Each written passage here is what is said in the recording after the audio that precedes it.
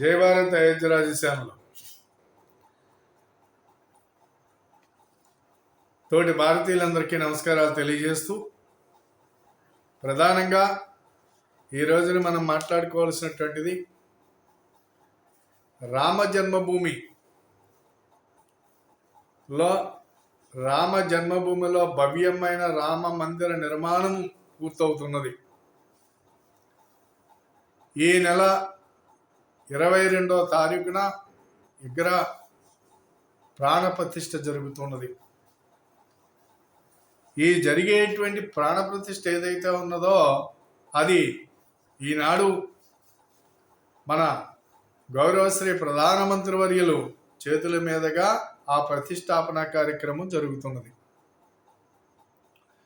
సరే, ఈ కార్యక్రమానికి అయోధ్యలో ముందుగానే 30వ తారీఖున ప్రధానమంత్రి గారు విమానాశ్రయం కానీ అంతర్జాతీయ విమానాశ్రయం కానివ్వండి, అక్కడి నుంచి అమృత భారత్, వందే భారత్ ట్రైన్లు ప్రారంభోత్సవం చేయటం, ఒక అయోధ్యని అంతర్జాతీయంగా గుర్తింపు వచ్చేలాగా గొప్ప ఒక పుణ్యక్షేత్రంగా తీర్చిదిద్దడం జరిగింది. దానికి అంత వన్ని తేవటానికి కూడా అంత రకంగా సహకరించినటువంటి ప్రభుత్వం కూడా అక్కడి నుంచి ఇవన్నీ కూడా పూర్తి చేయటం జరిగింది. సరే, ఈ ప్రతిష్ఠ విషయంలోకి వచ్చేటప్పటికి ఎవరైతే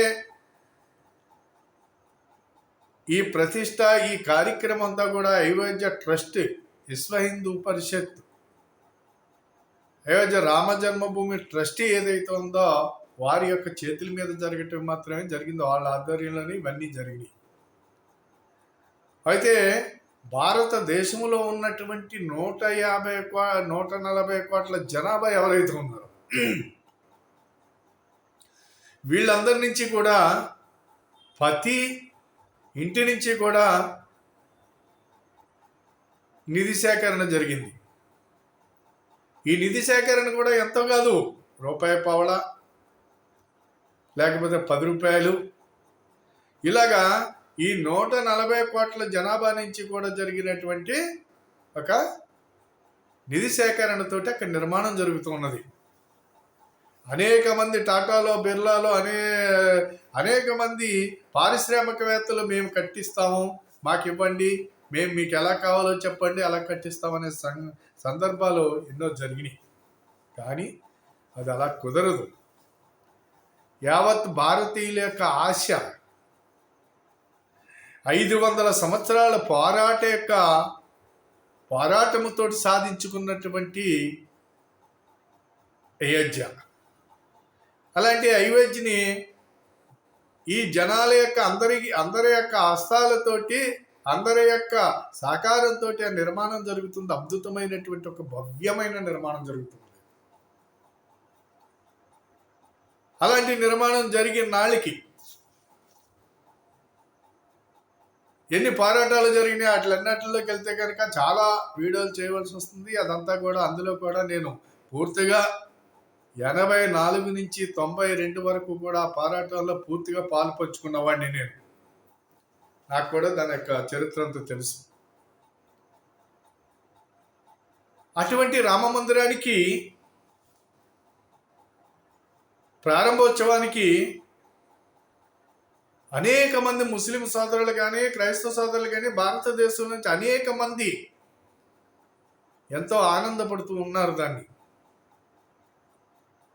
అయితే ఇక్కడ ఎవడన్నా బాధపడతాడు అంటే ఆడు మామూలుగా రాజకీయం చేసేటువంటి ఈ కాంగ్రెస్ పార్టీ వాళ్ళు, అలాగే మజ్లిస్ పార్టీ వాళ్ళు, ఈ టైప్ ఆఫ్ వాళ్ళు, కమ్యూనిస్ట్ పార్టీ వాళ్ళు, ఈ దేశానికి విదేశీ యొక్క తొత్తులతోటి కలిపి పనిచేసేటువంటి దేశద్రోహులు ఎవరైతే ఉన్నారో వీళ్ళు. ఎందుకు అనవలసి వస్తుందంటే విశ్వ హిందూ పరిషత్తు ప్రధాన కార్యదర్శి అయినటువంటి పర్వతరావు ఎవరైతే ఉన్నారో వారు జనవరి 22వ తారీఖున జరిగేటువంటి ఏదైతే ప్రతిష్ఠ ఉన్నదో ఆ ప్రతిష్టకి దేశంలో ప్రముఖులందరినీ కూడా అందరికీ ఆహ్వాన పత్రాలు పంపించారు. ప్రధానమంత్రి గారికి పంపించారు. అలాగే దేశంలో ప్రతిపక్షంలో ఉన్నటువంటి నాయకులకి, ఒక హోదాలో ఉన్నటువంటి వాళ్ళందరికీ, రాష్ట్ర ముఖ్యమంత్రుల దగ్గర నుంచి అందరికీ కూడా పంపించడం జరిగింది.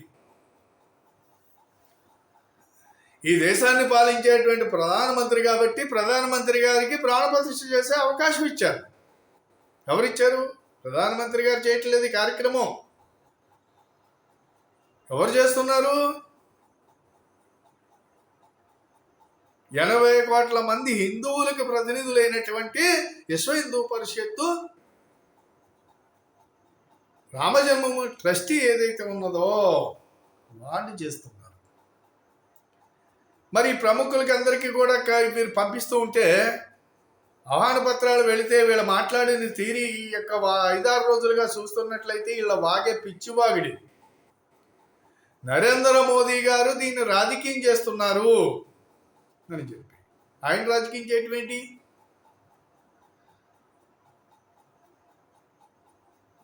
ఆయన్ని మిమ్మల్ని ఎలాగ ఆహ్వానించారో ఆయన్ని అలాగ ఆహ్వానించారు. ఆయన వెళ్ళి ఆయనకి ఆహ్వానం అందింది. ఆయన వెళ్ళి ఆయనకి ఏదైతే ఆయనకి ఏ గౌరవం దక్కించుకోవాలో ఆ గౌరవం దక్కించుకుని ఆయన ఒక దేశ ప్రధానమంత్రిగా 80 కోట్ల మంది ఆరాధ్య దేవుడు శ్రీరామచంద్రమూర్తి 140 కోట్ల మందికి ఆరాధ్య దైవమే శ్రీరాముడు. ఇక్కడ మామూలుగా శ్రీరాముడిని ఇక్కడ హిందువుగానో ముస్లింగానో చూడవలసింది కాదు. అనేక మంది ముస్లింలు ఈ కర్షావులో పాల్గొన్నారు. అనేక మంది ముస్లింల మేధావులు కూడా అక్కడ రాముడు మనందరికీ సంబంధించినటువంటి రాజు, అయోధ్యను పాలించినట్టు ఈ దేశాన్ని పరిపాలించినటువంటి ఒక మర్యాద పురుషోత్తముడు.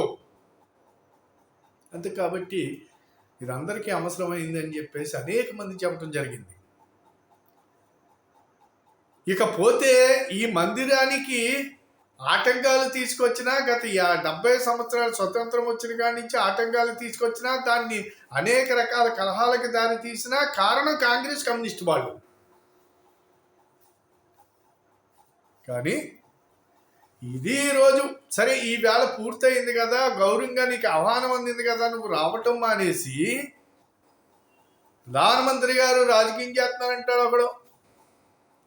ప్రధానమంత్రి గారు జనవరి 22వ తారీఖున ప్రతి పక్కలో ఇళ్లలో దీపాలు ఉంచండి అని చెప్పేసి యొక్క ప్రాణప్రతిష్ఠ దీపాలు ఉంచండి, శ్రీరాముడికి దీపము పెట్టండి, ఆ రోజున అందరూ కూడా మీ ఇళ్లలో మామూలుగా మీరు దీపావళి చేసుకోండి అని చెప్పినందుకు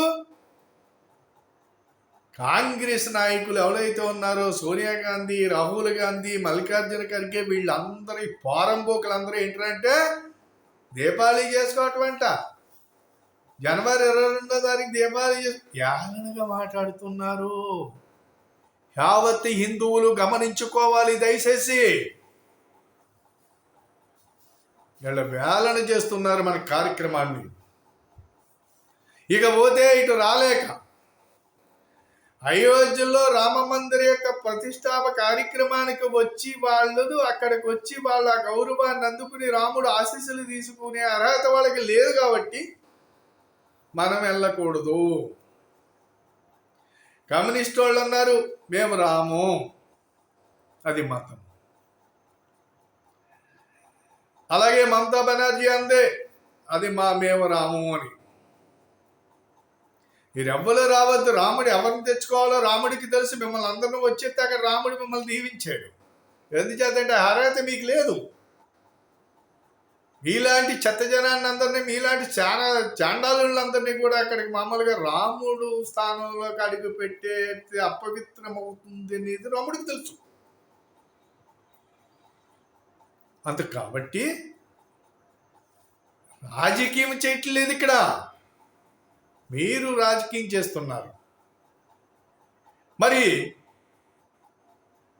చర్చిల్లోకి వెళ్ళిపోయి ముసుగులు వేసుకోవటం, మసీదుల్లోకి వెళ్ళిపోయి టోపీలు పెట్టుకోవటం మీరు చేసేటువంటి కార్యక్రమాల మతాలు కదా.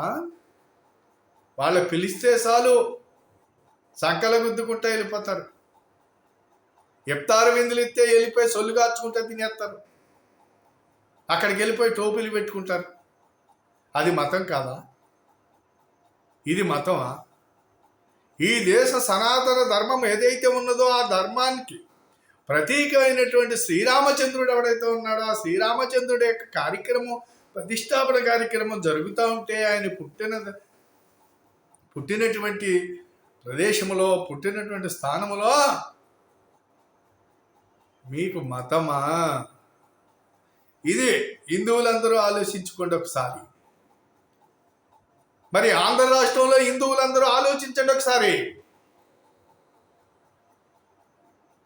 యావత్ భారతదేశంలోని హిందువులందరూ ఆలోచించుకోవాల్సినటువంటి అవసరం ఉంది. వీళ్ళు చేసినటువంటి దుర్మార్గమైనటువంటి రాజకీయాలు, వీళ్ళు చేసినటువంటి అనార్థమైనటువంటి రాజకీయాలు, వీళ్ళు చేసినటువంటి మత కలహాలు, వీళ్ళు సృష్టించినటువంటి అనేకమైనటువంటి మత కలహాలు సృష్టించి ఈ సమాజాన్ని చీల్చి ఇక్కడ మామూలుగా వీళ్ళు చేసేటువంటి కార్యక్రమాలు ఈనాడు మనం చూస్తున్నాం. కేరళలో చూస్తున్నాం, పశ్చిమ బెంగాల్లో చూస్తున్నాం. ఇవన్నీ ఒకసారి ఆలోచించండి. కర్ణాటకలో అప్పుడే ప్రారంభమైంది. కాంగ్రెస్ వాళ్ళు అక్కడ ప్రభుత్వం, అక్కడ అధికారంలోకి వచ్చారు. మరి తెలంగాణలోకి వచ్చేటప్పటికి ఇంకా 3 వారాలు అవ్వలేదా ప్రభుత్వం అధికారంలోకి వచ్చి? అక్కడ ఏదైతే ముస్లిములు ఈ మధ్యలో వాళ్ళకి మీద నిషేధం ఉంటే ప్రపంచవ్యాప్తంగా మత ప్రచారం చేసేటువంటి ఒక సంస్థ ఏదైతే ఉన్నదో ఆ సంస్థ ఈ మధ్యలో హైదరాబాదులో వాళ్ళ కార్యక్రమం పెట్టుకుంటూ ఉంటే 2 రోజులు 3 రోజులు 2 రోజులు వాళ్ళ కార్యక్రమం పెడుతూ ఉంటే ఆ కార్యక్రమానికి సంబంధించినటువంటి 2,80,00,000 రూపాయలు తెలంగాణ రాష్ట్ర ప్రభుత్వం ఇచ్చింది. నువ్వు మత కార్యక్రమాలకి, మత ప్రచారాలకి నువ్వు డబ్బిస్తావు. ఆంధ్ర రాష్ట్రంలో పాస్టర్లకి డబ్బిస్తుంది ఈ ప్రభుత్వం, ఇమాములకు డబ్బిస్తుంది, మత ప్రచారం చేయించేటువంటి ఈ ప్రభుత్వాలు. ఈ దేశంలో హిందూ మతాన్ని అనగదొక్కడం గురించి వాళ్ళు చేసేటువంటి కార్యక్రమాలు, ఈ దేశంలో ఉన్నటువంటి హిందూ సంస్కృతిని నాశనం చేయాలని చూసేటువంటి వీళ్ళందరినీ మరి మనం ఒకసారి ఆలోచించుకోవాలా అక్కర్లేదా? ఒకసారి ఆలోచించండి. ఎట్టిపోతుంది హిందూ సమాజమా అని నేను అడుగుతున్నాను. ఈ దేశాన్ని, ఈ సనాతన ధర్మాన్ని ఎవరైతే కాపాడుతారో అటువంటి వాళ్ళకి ఇక్కడ స్థానం ఇవ్వాలి. కులమని, మతమని, రకరకాలైనటువంటి వర్గమని హిందూ సమాజము సీలిపోతుంది కాబట్టి వీళ్ళందరూ కూడా పిచ్చి చేష్టలు చేస్తున్నారు. ఇప్పటికైనా సరే ఆలోచించుకోవాల్సినటువంటి అవసరం ఉంది. అంతే కాబట్టి దయచేసి తోటి భారతీయులైనటువంటి యావత్ హిందూ సమాజానికి, భారతీయులందరికీ కూడా ఈ దేశము సుఖశాంతుల్లో ఉండటం అనేది వీళ్ళకి అవసరం లేదు. ఎక్కడ ఈనాడు ఈ యొక్క 10 సంవత్సరాల్లో ఎక్కడ కూడా ఏ ఉగ్రవాదిని, తీవ్రవాదిని కూడా దరిచారని ఒకటి తవిరి కొట్టి ఈ దేశాన్ని ఎంతో ఈ సమాజానికి రక్షణ కల్పించి ముందుకు వెళుతున్నటువంటి ప్రభుత్వం ఏదైతే ఉందో దాని మీద బురద జరగడానికి వేరే మార్గాలు లేవులకి. అటువంటి గొప్ప వ్యక్తి కాబట్టి అయోధ్య రాముడి యొక్క ప్రాణ ప్రతిష్ఠ చేయడానికి నరేంద్ర మోదీ గారికి ఆ అవకాశం దక్కింది. మీకు దక్కుతుందా ఏంటి? మీకు వెళ్ళే అర్హత లేదు. మీరు రాముడు ఆశీస్సులు మీరు పొందలేరు. రాముడు అందరికీ ఆశీస్సులు మీలాంటి వాళ్ళకి ఇవ్వడం. అంతే కాబట్టి మీరు ముసుగులు వేసుకోండి, టోపీలు పెట్టుకోండి, మీ ఇష్టం వచ్చినట్టు ఉండండి. కానీ అయోధ్య విషయంలో తప్పుడుగా మాట్లాడితే మాత్రం మీరందరూ కూడా దాని పరిణామాలు తప్పనిసరిగా మీకు అనుభవిస్తారని చెప్పి సందర్భంగా ఈ నాయకుల, కాంగ్రెస్, కమ్యూనిస్టు అందరికీ కూడా, బీజేపీ పార్టీ వాళ్ళందరూ కూడా కూసేటువంటి కోతలన్నిటికీ కూడా నేను హెచ్చరిస్తున్నాను. మీకు తగిన సాక్షి జరుగుతుంది ఈ దేశంలో, మీకు ఎక్కడ మనుగడ ఉండదని చెప్పేసి ఈ సందర్భంగా మీకు తెలియజేస్తున్నాను. యావత్తు హిందూ సమాజం కూడా మేల్కొనకపోతే రాబోయే రోజుల్లో మనకి ప్రమాదాలు ముంచుకొస్తాయి. వీళ్ళ వల్ల వీళ్ళందరినీ కూడా కన్ను చూపు మేరలో తవిలి కొట్టాలని చెప్పేసి ఇలాంటి నాయకులను మన చుట్టుపక్కలకి రానివద్దని కోరుతూ సెలవు తీసుకుంటాను. జై భారత్, జై హింద్. ఈ వీడియో 10 మందికి షేర్ చేయండి. నా వీడియోను సబ్స్క్రైబ్ చేసి 10 మందికి షేర్ చేయమని చెప్పి సందర్భంగా కోరుతున్నాను.